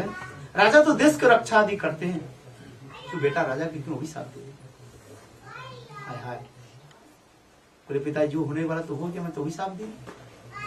तो उस समय कृष्ण ने साक्षात परीक्षित महाराज की सभा में गए। उस समय परीक्षित महाराज सभा में बैठे हुए थे और बोले महाराज क्षमा कीजिए, मेरा छोटा बालक जो है आपके अभिशाप दे दिया। 7 दिन के पश्चात, आज से 7 दिन के पश्चात जो है तक्षक आकर के आपको काटेगा, उससे आपकी मृत्यु। परीक्षित महाराज प्रसन्न होकर के बोले 7 दिन में जीवित रहूंगा। अभी हम लोग किसी को गारंटी कार्ड है, हम लोग बाजार में खरीदता है कुछ तो गारंटी कार्ड मिलता है। ये टीवी चलना क्या चल रही ना, इसके भी गारंटी कार्ड मिलता है 5 साल की 10 साल की, कोई खराब हो जाए कंपनी ठीक कर देगी। हमारे शरीर का गारंटी कार्ड है क्या? कोई गारंटी कार्ड नहीं। अभी बात कर रहे हैं 2-4 बार बस टॉयलेट जाए तो हो गया सारी सी है, लाइन चढ़ेगा फिर धीरे धीरे समाप्त। कोई गारंटी कार्ड नहीं, कब प्राण वायु निकल जाए कोई जाने है। किंतु परीक्षित महाराज में ओह भाग्य में 7 दिन तक जीवित रहूंगा। वो मिशन हो गया जी, हाँ तैयार होगा। 7 दिन तक जीवित रहूंगा, इस 7 दिन तक मुझे क्या करनी चाहिए? बड़े बड़े ऋषि महात्मा को बुलाया गया, सारे बड़े बड़े ऋषि लोग कहां कहां से अपने आप आ गए हैं। ऋषि सभी लोग आकर के कर्मी ज्ञानी जोगी जैसे जैसे होते हैं उसी प्रकार सदुपदेश देने लगे। महाराज आपके पास धन है, दान कीजिए, पुण्य कर्म कीजिए। कोई कहने लगे महाराज ज्ञान की चर्चा कीजिए, ज्ञान से मुक्ति हो जाता है। ज्ञान सर्वदा मुक्ति, ज्ञान के द्वारा मुक्ति हो जाती है महाराज, ज्ञान चर्चा कीजिए। कोई कहते हैं हवन कीजिए, कोई कुछ जैसे जैसे व्यक्ति अपने अपने अधिकार के अनुसार उपदेश देने लगे। इतने समय सुखदेव गोस्वामी पाद सभा में पधारे। सब बड़े बड़े ऋषि लोग, व्यास पराशर आदि ऋषि लोग जहां पर बैठे हुए थे सब खड़े हो गए और सुखदेव उस ऊंचे आसन पर बैठा। बाल ब्रह्मचारी संपूर्ण रूप से क्या नग्न थे, कोई वस्त्र शरीर पर नहीं था, ध्यानस्थ होकर बैठे थे, आंख भगवान के ऊपर लगी हुई है। ऐसे संत वहां बैठे, उनको ऊंचे आसन पर बैठा। परीक्षित महाराज वही प्रश्न किया था, आप मेरे कल्याण के लिए कुछ उपदेश दीजिए। 7 दिन तो मैं जीवित रहूं, इस 7 दिन मुझे क्या करना है? विद्यमानानाम इच्छताम अकुतो वयम जोगिनांग विनिर्णितं हरिर नामानुकीर्तनम। सुखदेव गोस्वामी ने कहा महाराज बड़े बड़े जोगी लोग जो कुछ भी कहा, भक्त जोगी जो कहते हैं मैं उसके प्रमाण स्वरूप कहता हूँ, हरिर नामानुकीर्तनम, भगवत नाम कीर्तन श्रवण कीर्तन करिए। कलियुग है, कलियुग में केवल नाम आधारा भगवत नाम कीर्तन है और कोई उपाय नहीं। सभी ऋषि लोग ने साधु साधु कहे, अनुमोदन करने लगे, अच्छी बात है।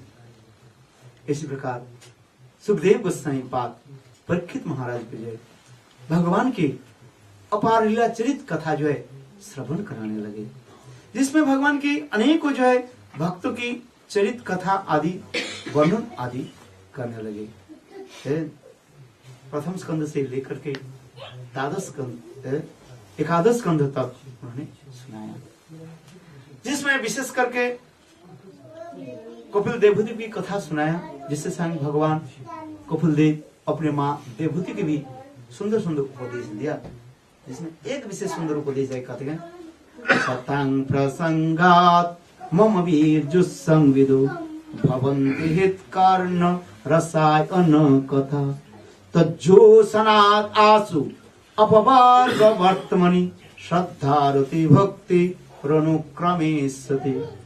भगवान कपिल देव कहने लगे, माँ जीवन की सार है सत्संग, बिनु सत्संग विवेक ना हुई, राम कृपा बिनु जब तक सत्संग नहीं करे माँ जीव के उद्धार के कोई पथ नहीं। इसको सतांग प्रसंगात मम वीर जो संविदो, सत्संग में बैठ करके मेरा बीरजवती कथा को जो है श्रवण कीर्तन करते हैं, जिससे साधन भक्ति, इसके बाद भाव भक्ति, प्रेमा भक्ति प्राप्ति हुई, और जिससे साक्षात भगवान की जो है प्राप्ति हुई। भक्ति रेव नयति भक्ति रेव दर्शयति, भक्ति के भगवान के निकट लेकर के आते हैं, भक्ति के द्वारा ही भगवान के दर्शन होता है। प्रेमांजन चरित भक्ति विलोचन, अनेकों श्लोकों के प्रमाण किया। इसके पश्चात चतुर्थ स्कंध में ध्रुव जी की कथा सुनाया, बहुत सुंदर। ध्रुव महाराज की कथा जो है, उत्थान पाद नाम से राजा थे, उनके दो पत्नियां थी, एक है सुनीति और एक है सुरुचि। सुनीति के पुत्र ध्रुव हुए और सुरुचि के पुत्र जो है उत्तम। इस सुरुचि जो है राजा के अत्यंत प्यारी है, छोटी रानी थी, इसलिए महाराज उत्थानपाद उसको प्यार किया।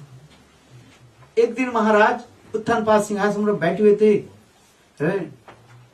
और सुरुचि भी निकट में बैठी थी, मीठी मीठी बात कर रही थी।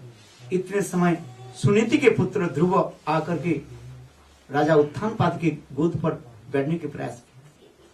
बस सुरुचि के गुस्सा आ गई, छोटा बच्चों का हाथ से पकड़ करके पटक दिया, डटने लगी, अरे मूर्ख, पिता के गोद पर बैठना चाहता, मूर्ख, भगवान विष्णु की आराधना कर, फिर मेरे गर्भ में जन्म ले, तब तुम ये राजा की गोद पर बैठ सकते। छोटा बच्चा ध्रुव क्या जाने बाबा। विमाता की ऐसी कथा सुनते उनके क्रोध आ गया, दुख भी आ गया। गए स्थान छोड़ करके रोते रोते माँ के पास सारी कुछ कथा सुनाई। माँ कहने लगी, बेटा रोने की क्या बात है, तुम्हारी माँ तो ठीक ही बोल रही है। अरे पिताजी के गोद में क्या बैठोगे कब तक, इस संसार तो अनित्य, राज सिंहासन क्या जरूरत है। वास्तव में भगवान विष्णु की आराधना कर बेटा, नारायण की आराधना कर। भगवान नारायण की गोद पर जो बैठ जाता है वही तो नित्य ही होता है, जिससे जीव के पतन नहीं होता है। भगवान श्री विष्णु के चरण, भगवान विष्णु के धाम में जो चले जाते हैं वही तो मुक्त हो जाते। बेटा ठीक ही बोला। ध्रुव ने क्या किया, रात में, आधी रात में चल दिया। भगवान नारायण, भगवान विष्णु कहाँ है? उसके खोजते खोजते चले यही मथुरापुरी में, मथुरा में जमुना के किनारे हुए चले, और संग भगवान नारायण नारद जी के बोले, जाओ मेरे एक भक्त के तुम उद्धार करो, क्योंकि बिनु गुरु भवन की तरह न कोई। जब तक गुरु करण नहीं हो, विद्वान भी बन जाए, ब्रह्मा के भांति, शिव जी के भांति विद्वान भी बन जाए, तैक वैराग भी हो जाए, तो बिनु गुरु, गुरु बिना उद्धार नहीं। इसलिए भगवान ने के नारद जी के हृदय में प्रेरणा दे दिया, जाओ उनके मंत्र दो। नारद जी पहले तो ध्रुव के इधर उधर के बात करने लगे, अरे अभी भजन के समय नहीं है, ये करना नहीं। ध्रुव भी उनको उत्तर दिया, बोले गुरुदेव क्या वृद्ध काल में भजन होता है, और कौन जाने वृद्ध काल तक मैं जीवित रहूंगा कि नहीं रहूंगा। ऐसी बात नहीं है जो मैं 100 साल तक जीवित रहूं, जो बुढ़ापा आ जाए तो भजन करे। वृद्ध काल में आ जाए भजन थोड़ी होता है, वृद्ध काल में भजन नहीं होता है। पूछ लो जितने लोग वृद्ध काल हो जाता है ना, शरीर में तो दर्द होता है। अब मेरा तो 53 साल हो गया, अभी से तो स्पॉन्डिलाइटिस इसमें दर्द होता है, दुखता है। और जो 70-80 साल होता है भजन होता है थोड़ी, तो हरे कृष्ण होता है और मन चला जाता है, जहां पर दुखता रहता है ना वहीं पर चला जाता है। वृद्ध काल में भजन नहीं होता है, भजन होता है कौमारम आचरित प्राज्ञ, यौवन काल में भजन होता है, कौमार काल में भजन, इसलिए प्रहलाद महाराज कौमारम आचरित प्राज्ञ।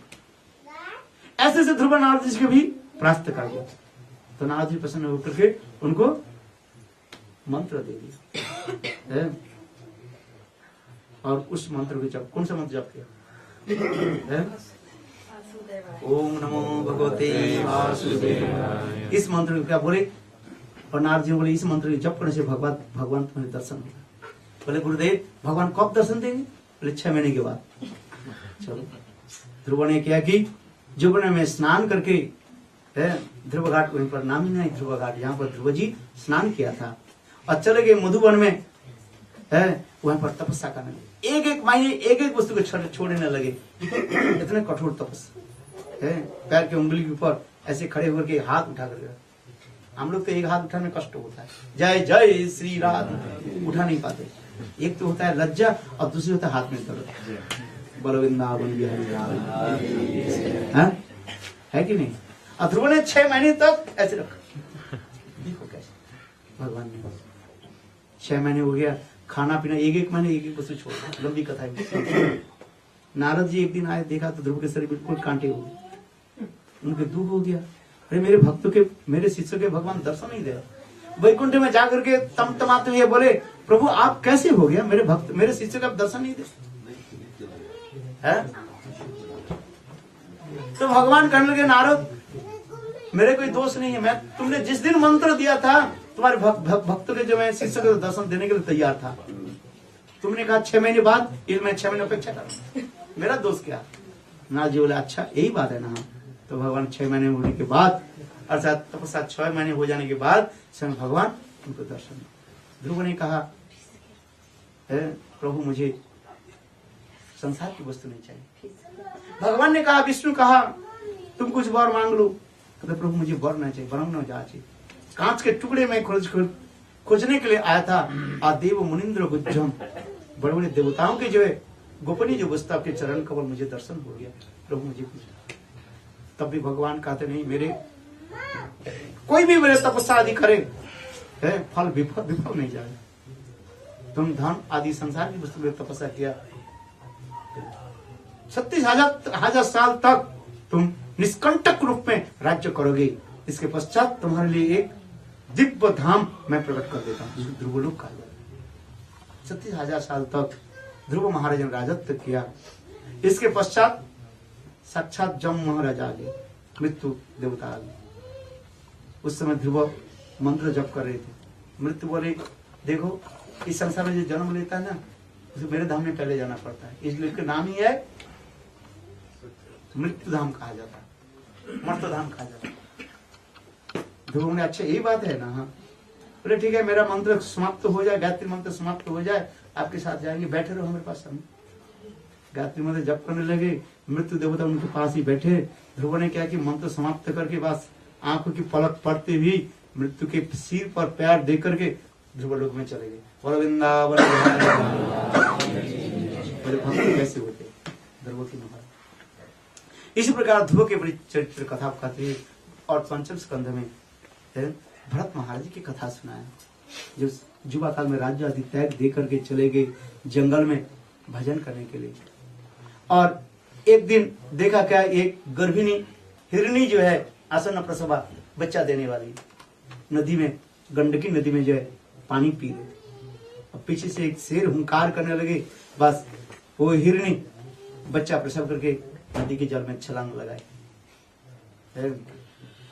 भरत महाराज ये देखा, थोड़ी बात में जब शेर चला गया उसमें से, तो भरत महाराज ने किया कि नवजात जो हिरण्य के शिशु जो है, बालक जो है, उसके लेकर के अपने आश्रम में रखने लगे, उनके पाला पोसा करने, और उनके प्रति आसक्ति हो गया धीरे धीरे।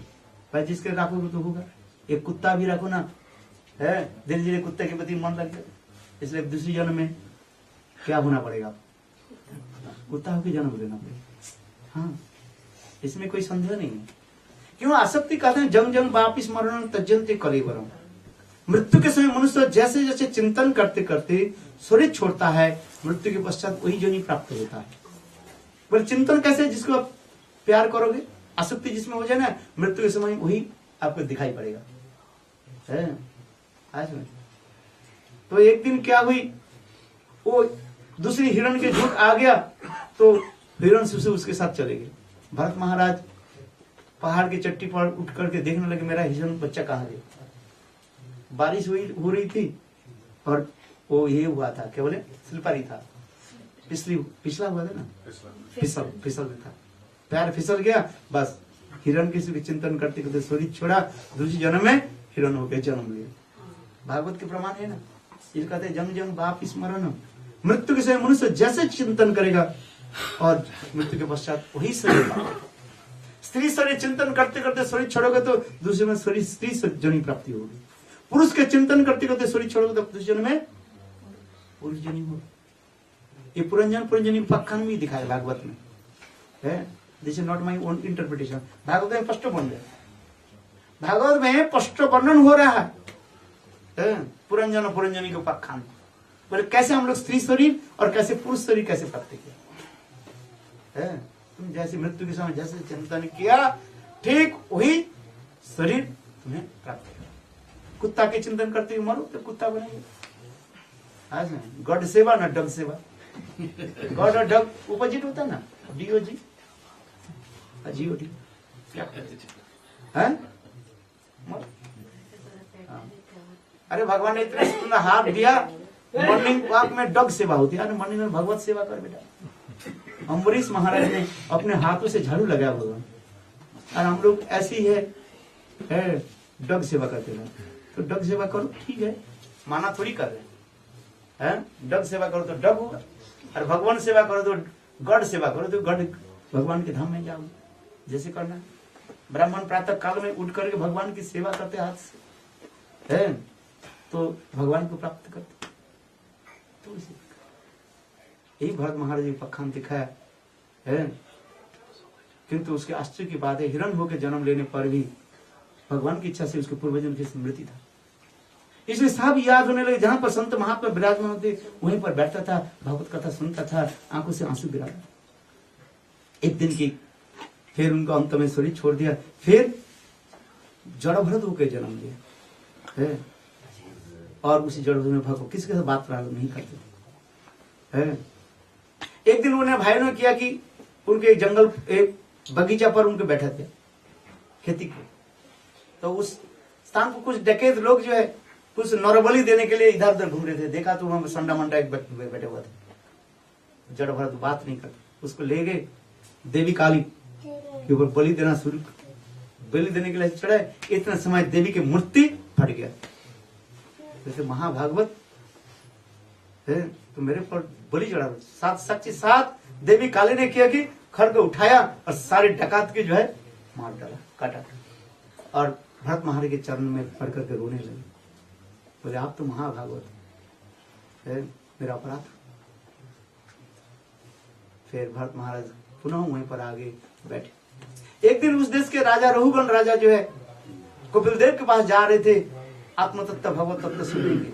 चलते चलते उनके पालकी के जा रहे थे। पालकी में 6 कहार होता है, सामने 3 और सामने 3 होता है, 6 कहार होता है डोलने वाले। उसमें एक के बीमार हो गया। बोले महाराज हम लोग कैसे चले, बैलेंस तो ठीक नहीं हो रहे। बोले देख यहीं पर कोई खेती में यहीं पर कोई व्यक्ति मिल जाए, मैं राजा हूं, उसको पकड़ करके लाऊं। तो देखा तो उस खेती में वही भरत महाराज बैठे हुए था, गूंगा जैसे बैठे हुए थे। बोले चल, बात नहीं किया जीवन में। उनके पालकी धोने में लगा दिया, पालकी लेकर के चलने लगे। और भरत महाराज महाभागवत थे और सर्वत्र भगवान के दर्शन हुए। रास्ते में अनेक चिट्टियां जो इधर पर चल रहे थे। भरत महाराज विचार करने लगे चिट्टी के ऊपर पैर न लग जाए, दब जाए, इसलिए पैर को इधर उधर करे तो पालकी ऐसे हिल रहे थे। पालकी हिलने से राजा के ऐसे भी कमर धूल लगे। राजा कहने लगे मूर्ख क्या बात है। फिर सब कहा करने महाराज अभी जो नया जो व्यक्ति है ना, इनके तो अभ्यास नहीं है पालकी धोना, ये इधर उधर हिल रहे तो पालकी हिल रहे। तो महाराज कहने लगे, टंटिंग करने लगे, अरे ये तो दुबली पतली है, इनके क्यों लगाया। मैंने मोटा के कहे पतली हो तो उसके ऐसे तान छोड़ दिया। फिर कहने अरे मूर्ख ये जानते नहीं मैं राजा हूं, मैं इसको दंड देता हूं। मेरा बात ठीक से नहीं करे। आज ये पहली बार भरत महाराज जीवन में जो है मुंह के जो खोल रहे, कहले महाराज कौन राजा है? ये शरीर राजा है कि आपके मन राजा है कि आत्मा राजा है? राजा कौन है? दंड देने वाले कौन है? दंड लेने वाले कौन है? यही प्रश्न पूछा महाराज। पालकी से उतरा, मैं तो यही सुनने के लिए जा रहा था, आत्मा क्या चीज है? क्या तुम वही कपिल देव हो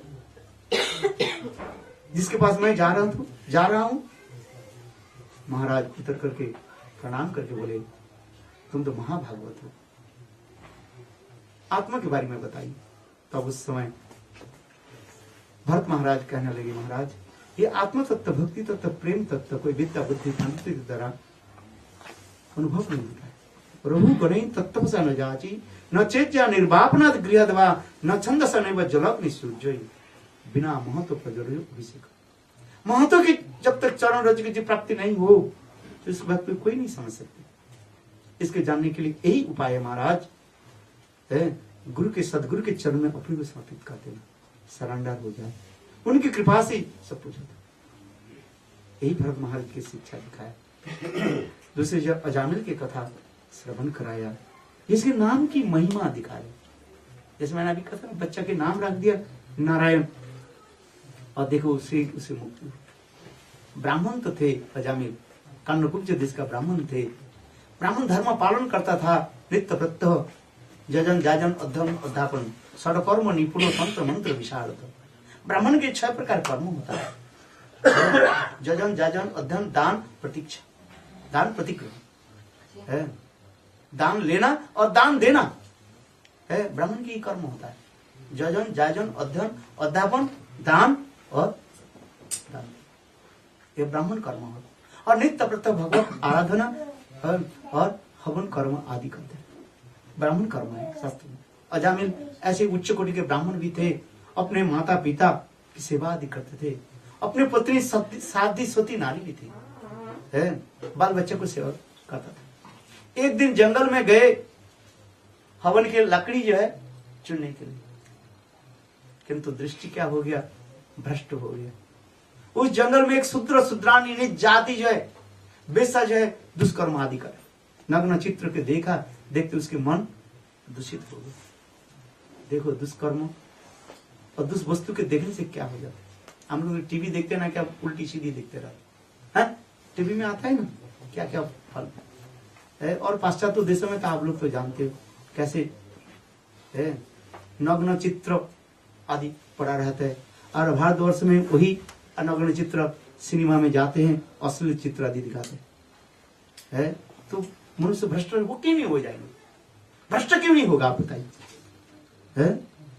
अजामिल केवल इतना ही देख लिया तो देखो कैसे अपने पुत्री को त्याग दे दिया, वृद्ध माता पिता को त्याग दिया, पुत्र का नाम सब त्याग दे करके वो बेसा के निकल रहा है। भागवत के प्रमाण है। समझ क्या करे बेचारा, बेसा के साथ रहने लगे, उनके गर्भ में 10 संतान को प्रसव संतान को जन्म दिया। शराब पीना, मदिरा पान करना, दुष्कर्म करना, चोरी करना उनकी नित्य कर्म हो गए। बस कहाँ ब्राह्मण थे, कितने पहाड़ की ऊंची चोटी पर थे, कहाँ नीचे आ गए। समझ में आ रहा, भागवत में वर्णन थे। पुराणों में तो इस प्रकार अनेकों कथाएं हैं। जिस दिन अजामिल अपने अंतिम बच्चे को 10वां बच्चे को जन्म दिया था उनकी पत्नी, उस दिन अजामिल चोरी करने के लिए कहा, डकैती करने के लिए चले गए थे। और भगवत इच्छा से भ्रमण करते करते कोई संत महात्मा, लोमस नाम से कोई संत महात्मा उनके घर में आ गया था। उस दिन उनके पत्नी ने नवजात शिशु को दिखाया, संत महात्मा ने समीक ऋषि को दिखाया। ऋषि ने कहा ठीक है, अच्छी बात है, तुम्हारे बच्चे को मैं जन्म संस्कार कर देता हूँ। स्वस्ति वाचन कर दिया और नाम संस्कार। ये देवी दुर्गा के हाथ में कितने अस्त्र होता है, कितने हाथ है, 8 अष्टभुजा व 10 भुजा कहा जाता है। ये शास्त्र में प्रमाण है। जिस मनुष्य के 10 प्रकार के कर्म नहीं करता है, उसे देवी दुर्गा क्या करती है, मृत्यु के पश्चात उसके 10 अस्त्रों के द्वारा उसको पीटता रहता है, मारता रहता है। हाँ, ये पुरानी अनेक कथाएं हैं, ज्यादा बोले तो आप डर जाओगे। बोले हमारे शास्त्र की वचन है, पुरानी की अनेक कथाएं, पुराण कथा बोलते रहते हैं, फिर डर हो जाएगा, किंतु वास्तव सत्य है, डराने के लिए वास्तव।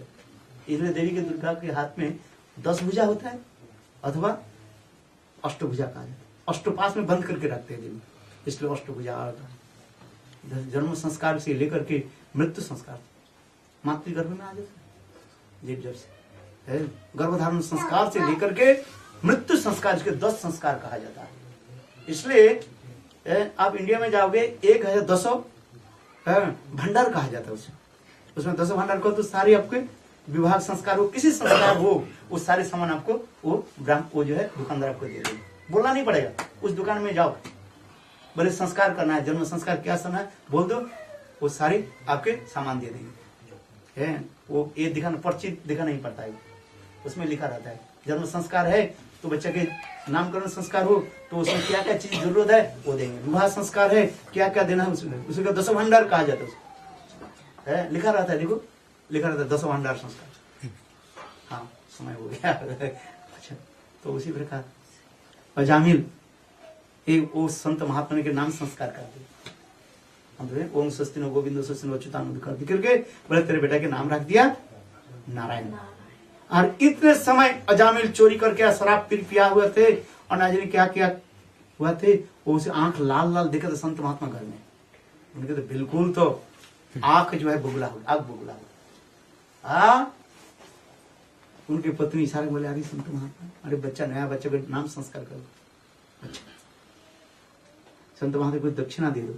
संत अजामिल दक्षिणा, अरे मैं तो जहां जहां पर कोई भी मिल जाता है, ब्राह्मण भी हो जाता है, कोई भी हो, सबको गला काट करके उसे कम्बल तक मैं छीन लेता हूं, और उस कम्बल के बीच बेच करके मेरा शराब की पैसा हो जाता है। चल तू जो बोल रही हो, आज ये ब्राह्मण के दान देता हूं, क्या इसके प्राण दान दे दिया, जा इसको मारूंगी। तो बोले अच्छा संत महात्मा जी नहीं, बोले क्या किया संत महात्मा, बोले मेरे बच्चे के नाम संस्कार कर। क्या नाम रखा? अजामिल के पति बोले नारायण, सुना नहीं पड़ा, 3 बार बोले सुने। संत महात्मा बोले तेरे बच्चा के नाम रख दिया नारायण। बोले हाँ नारायण, बस देखो हमारे आचार्य पाठ करें, भागवत में स्पष्ट आ रहे, पुत्रोपचारित नाम। पहली बार अजामिल अपने बच्चा के जब नाम नारायण करके उच्चारण किया, उस समय सारे उसके पाप नष्ट हो गए। बोलो वृंदावन बिहारी। ऐसे करते करते उनके 84 साल हो गया। अजामिल मृत्यु सजा में सोए हुए थे, टट्टी पेशाब कर रहे थे, 2 घड़ी में प्राण वायु निकलने वाले। इतने समय देखा 3 जमदूत आ गए। तो काय मन शरीर की तरह, तो क्या शरीर मन और वचन के द्वारा जो पाप होता है ना, इसलिए 3 जमदूत आ गए। छोटा देखा नीचे बालक जो है नारायण खेल कूद कर, वो जमदूत के देख करके डरने लगे। हाँ, नारायण नारायण नारायण अपने बालक के पुकारने लगे। और बोलो क्या बोले, वैकुंठ में भगवान विष्णु के जो सिंहासन हिलने लगे। स्वयं भगवान विष्णु ने क्या कि 4 विष्णु दूत अपने दूतों को भेज दिया। तो नारायण 4 अक्षर है, नारायण एक तो यथेष्ट है, तथापि भगवान देखो नाम की महिमा दिखा। चक्र आगे मत बढ़। जमदूत ने कहा ये तो अजामिल पापी है, जीवन में पाप किया, इसको जमलोक में ले जाना। बोले नहीं, जो एक बार प्रभु के नाम ले लेते हैं जमलोक में जाने के योग्य। जिहानो भक्ति भगवत नाम मध्यम चेतन स्मृति तत्चरणार विंदम तानार्धम असदो अकृत विष्णु कृतवान। जो एक बार जीवन में भगवान के नाम नहीं लेते हैं, जो एक बार मंदिर में जाकर के भगवान के निकट नतमस्तक प्रणाम नहीं करते हैं, उसको मेरे धाम। जो एकादशी रामनवमी जो पालन नहीं करता है, उसको मेरे धाम में लिया। हाँ, जो एक बार भगवान के नाम ले लेते हैं ना, वो जमलोक में नहीं जाता है। जो एक बार विष्णु के प्रणाम कर लेते हैं, वो जमलोक में नहीं जाता। दशास्त्र में भी पुनर्ति जन्मम कृष्ण प्रणामेनो न पुनर्भवाय। हजारों यज्ञ कर लीजिए, अश्वमेध यज्ञ कर लीजिए, तो तथापि जमलोक में जाना पड़ेगा, मृत्यु लोक में जाना। किंतु एक बार कोई विष्णु के प्रणाम कर लेते हैं, वो संसार में आने उसकी मुक्ति हो जाता है वहां से, और प्रेमा भक्ति तो हो ही जाता है। इसलिए नाम की महिमा दिखा है। अजामिल ने ये देखा, आश्चर्य है। और देखकर अजामिल के प्राण पुनः आ गया। अजामिल के सारे संसार को त्याग देकर के हरिद्वार में गए और गंगा के तट पर जाकर वहीं पर जल पान किया, पुनः भगवान को भजन करके फिर वैकुंठ में चले। बोलो वृंदावन बिहारी लाल श्री प्रहलाद की कथा सुनाएंगे आज। प्रहलाद के थोड़ा वो लीला करके दिखाओ। बोलो वृंदावन बिहारी 5 मिनट के बाद